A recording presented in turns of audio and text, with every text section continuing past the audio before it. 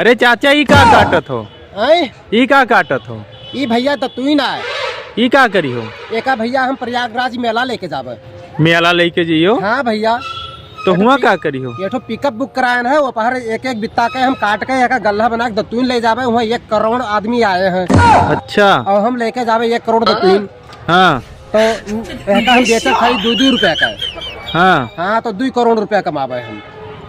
2 करोड़ रुपया? हाँ चले को हमारे साथे चलो। बिल्कुल चलबे। चलबो बिल्कुल। चलो तुका हम तनख्वाह देवे। कई रुपया दे हो? 20,000 रुपया 1 दिन का, और 3 दिन रहे के 60,000 रुपया तुमको दे। 60,000 रुपया मिली? तब तो हम चलबे तोरे साथ। हमारे साथे चलो, खाना पीना फ्री है। बिल्कुल चलबे। और वहाँ लंगर लाग रही, खवाए देवे उनका। लंगड़? चलो ठीक है, लंगड़ो खाई लेबे। ना लंगर खाओ, हमसे लाई लो 300 रुपया 1 दिन के खाना खुराकी। ठीक ठीक खाली दतुईन बेचो, 3-4 लड़कन का पेट्रोल ले चलो।